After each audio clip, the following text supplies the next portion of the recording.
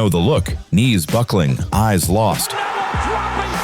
Arms flailing like they're trying to find gravity. It's not just a knockdown, it's a full-on chicken dance. Today, we're diving back into those unforgettable moments when boxers got rocked so hard, their legs started doing their own thing. The tension in the O2 was already through the roof when round 7 opened. Anthony Joshua's midsection, which, good shot there. But he's backed up.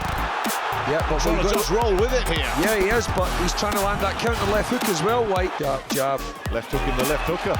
Yeah. Nice again. One of those things, I'm sure Banks has looked at that and said, we'll deal with that when it matters, but injuries about him will. It just seems to be a little bit out of ideas, and Joshua slung a straight right that twisted White's head and turned his legs to cooked spaghetti. It's a big shot, Nick. Rocked him early out of nowhere. He staggered sideways, arms flapping, and still couldn't find the floor. Then, boom! AJ's signature right uppercut ripped up the middle and left White flat on his back. He's playing the matador in there at the moment. Bludgeoned him with a huge right uppercut. White is down, and I'm not sure he's getting up from that. This is over, Nick. He's not getting up. No way. Midway through round 1, a clean counter made Hamed's knees dip and sway. Waiting in, gets to the body, wobbles down with a left hook upstairs. Barrera kept circling, and in the 9th, he tagged him with a nasty left hook that triggered another chicken leg shuffle. Big left hook by Barrera. But he hasn't thrown anything with it. The Prince has developed since he was a boy. He's not taking that advice. He's going for it. Hamed's flashy grin melting into wide-eyed panic. Big left hand by Barrera inside. Stuns Prince Nassim as stalking and trying to land that left hook. I think Barrera has already shown with his chin. The Mexican master boxed cool, stayed ruthless, and handed Hamed his one and only pro defeat.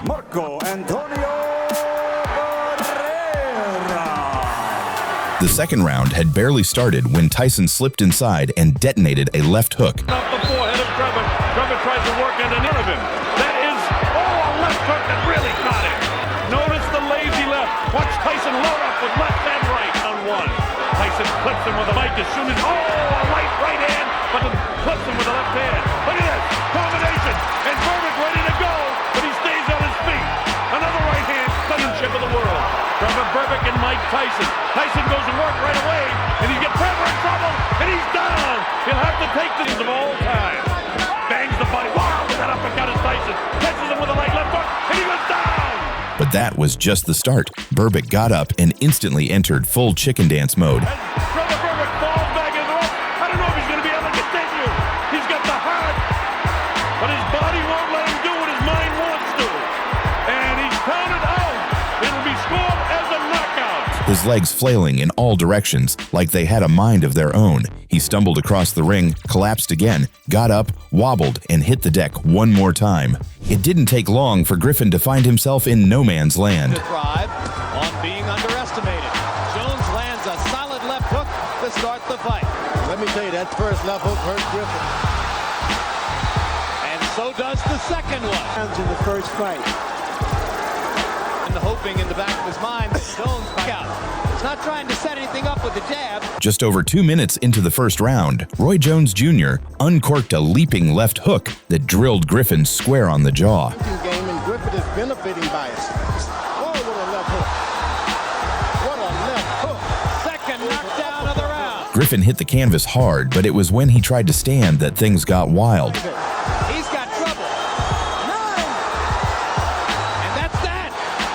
Jones gets his vindication. His legs betrayed him completely, stumbling in slow, awkward circles. You could see it instantly. Classic chicken legs. Proper shape, you get the proper sparring, he can do it. I was shocked that he could do that to this guy. The second round was chaos. Dawson clipped Keane with a short left hook that didn't look like much at first, but man, did it short-circuit everything.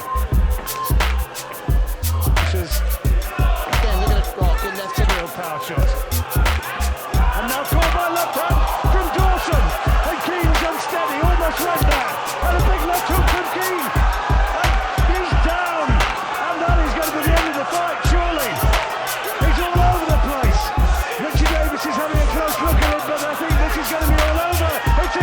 Keane's legs betrayed him instantly. He staggered, reached for the ropes, and did that classic chicken dance. Was a cracker for Dawson. Short left hook on the temple. And another one. British champion John Lewis Dickinson will be watching this, I'm sure. Knees dipping, arms flailing, like his body forgot how to stand. Completely lost. He somehow beat the count, but those chicken legs were still wobbling, and Dawson wasn't about to let him off the hook. When he unloaded the left hook, that one was a cracker. It was a tremendous shot, wasn't it? But what impressed me a lot as well was not just obviously his power. Round 5 was the moment everything unraveled for Olide. But when Barkley cracked him with a nasty left hook, it all fell apart. McCallum. First round and a very sharp round. And Mark's jabbing a scowl on his face. And on career, Iran Barkley. Left by Barkley, who followed with the uppercut. Scoring in this town. Olide's legs turned to jelly on the spot. He tried to reset, but his knees buckled like a puppet with snapped strings. Barkley didn't hesitate. He swarmed in, and another barrage sent Olide crashing again. Olide cannot get away. That was a desperation attack. Down, the referee would stop it.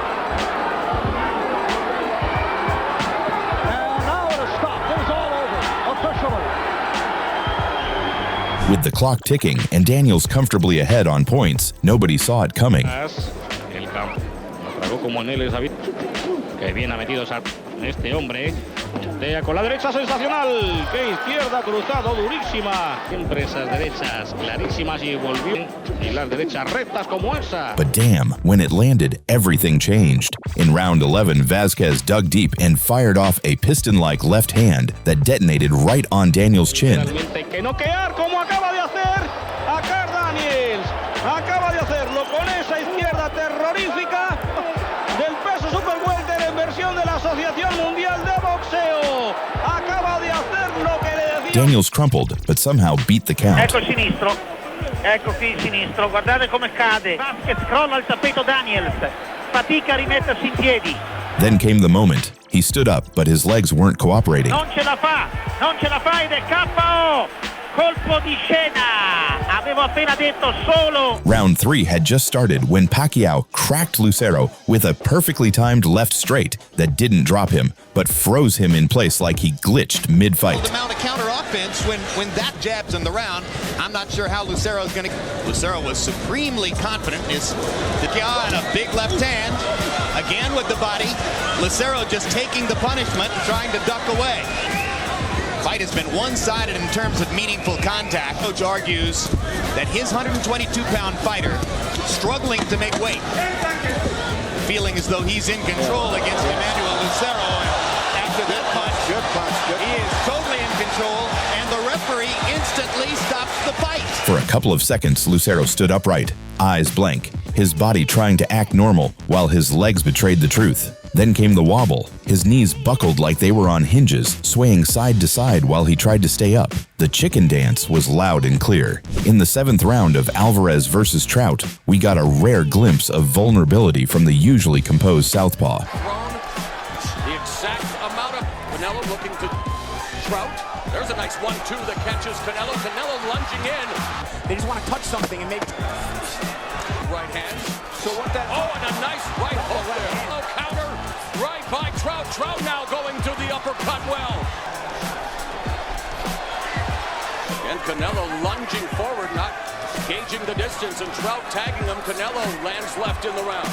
Oh, a nice jab from Canelo. That stings Trout. Comes back a minute here as Trout now beginning to. Trout had been boxing smart, using his jab and angles to keep Canelo honest, but then came that right hand.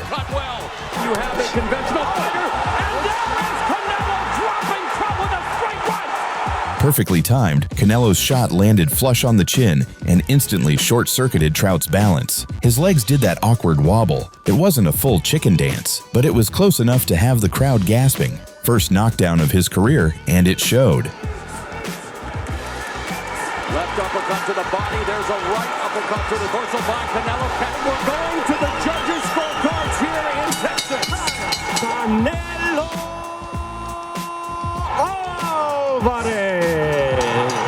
The bell rang and chaos broke loose. Powell and Bundraj both landed bombs at the same time and hit the canvas in a wild double knockdown. We should mention the guy in the electro. Oh, gee, almost it wasn't a double knockdown, it was a knockdown. But when they got up, only Powell looked steady. Seconds later, he drilled Bundraj with a crushing left hand that had K9 doing the chicken dance. By Powell and Bundraj tried to stand but collapsed twice more before the ref waved it off. Just 22 seconds in and it was over. Astounding, it looked like the Zab Judah fight. Our final press conference. First punch, watch.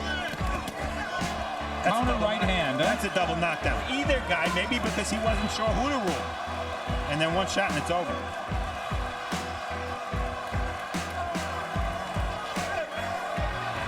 That's a combination. Zab Judah against Kosara and Trevor Bourbick against Mike Tyson. Yes. Judah was sharp early, flashing his speed and confidence in round one.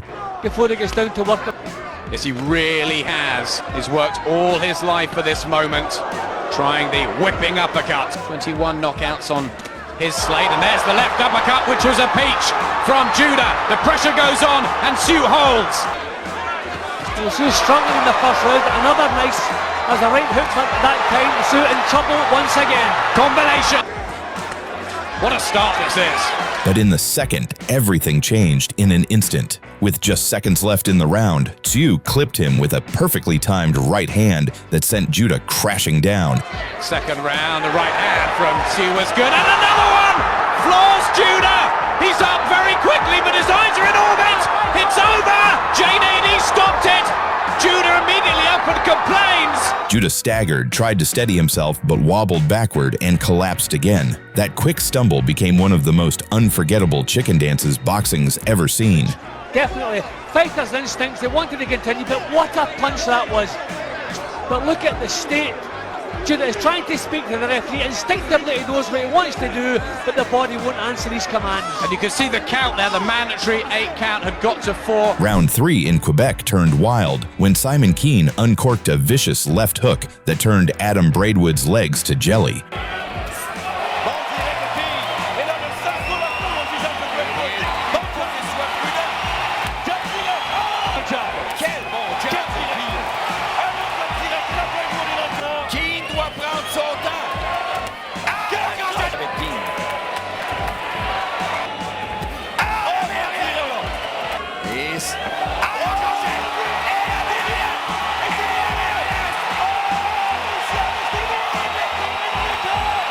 Braidwood didn't just wobble, he unraveled. His body spun sideways and his legs started that unmistakable chicken dance. One shot and the whole system short-circuited. The ref didn't even hesitate. It was over.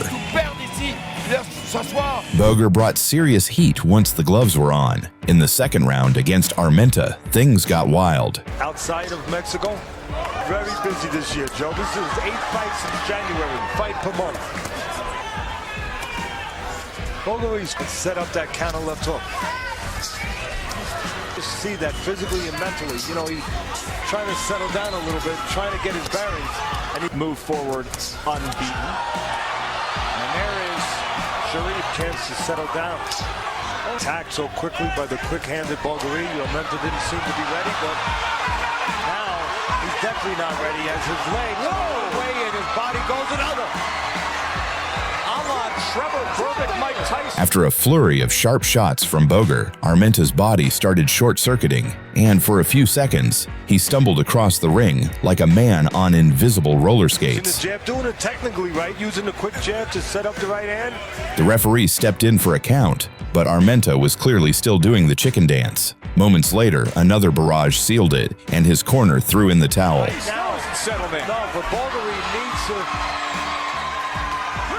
needs to stay calm, and that fight is being stopped a corner.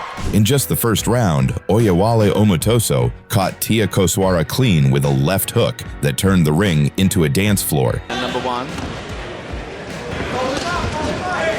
Nice. From the Lance Costello fight, simply walk into the right hand. Oh, he's hurt, he's gone. Oh, it's over. It's over, all right. In round number 1 for Tia Kosara, he is not getting up, and it is 1 second, Kosara was upright. The next, he was stumbling in every direction, arms flailing, knees dipping, looking like someone had hit the off switch on his balance. And that's what does the damage. It was full-on chicken dance, uncoordinated, wobbly, and completely out of control. Sithor had somehow made it through the earlier storm.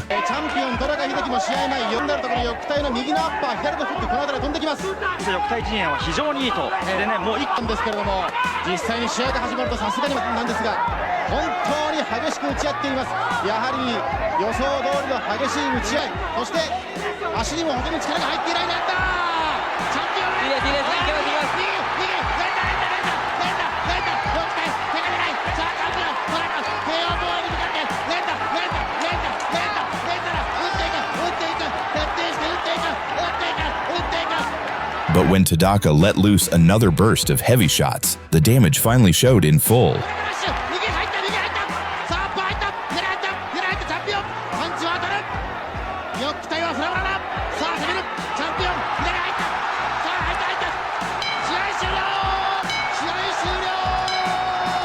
One right hand clipped him clean, and you could see his legs immediately go rogue. He started doing that dreaded chicken dance, stiff and jittery, like his knees were sending different signals than his brain. His balance was shot. His body leaned sideways into the ropes like he was trying to stay afloat in a storm.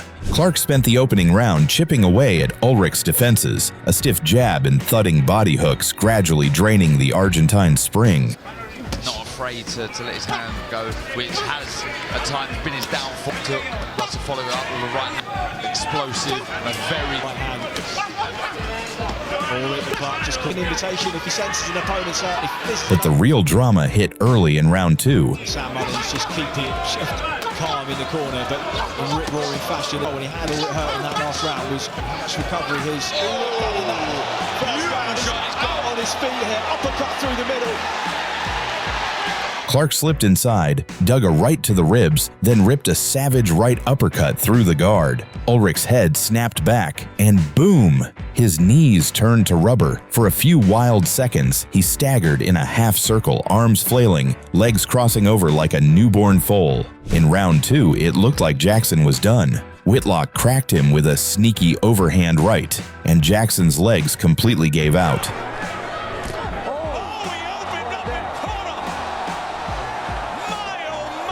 He staggered, stumbled, and dropped awkwardly, his body out of sync with his feet. Man, he was full-on chicken dancing across the canvas. But here's the wild part. Jackson got up and he flipped the script. In the green, white, and red, yeah, he got into the distance of the shorter man Whitlock. And now a right hand reigns in from Jackson as he's on the attack, and he comes back and wins it with a TKO. He snapped Whitlock's head back with a clean right and poured it on until the ref had no choice but to step in. Areola had been charging forward all night, but he left himself wide open, and Stivern made him pay. And he catches him. Much more measured approach here. There's a lead right by Areola as he backs to Barrera, catches him on the left, sends in the uppercut. And that's the fight that the Bird is fighting right now. Control here. Jab that time. That jab. It might be quick, but it takes too long to get. Guess what? Jab is supposed to land. Areola looks to apply pressure, and there's a left hook here of round three. And Chris Areola is taking this round. Ever since then, that came crashing home as Severn stays sturdy and activity. Areola took an in-between fight. Tune up. Severn, 1 year, 1 month. A sweeping right hand has Areola on spaghetti legs and down. A looping right hand smashed into Areola's temple, and damn, it looked like someone pulled the rug out from under him. His legs went spaghetti instantly. He wobbled sideways into the ropes, did a little half-turn, then hit the canvas. The ref gave him a chance, and he got up, but man, he was still on skates. Headshot. And that is it. If you had fun watching boxers turn into breakdancers after taking one on the chin, don't just stop here. Hit that like button if your jaw dropped, and subscribe for more spine-tingling knockouts, and yes, plenty more chicken dances.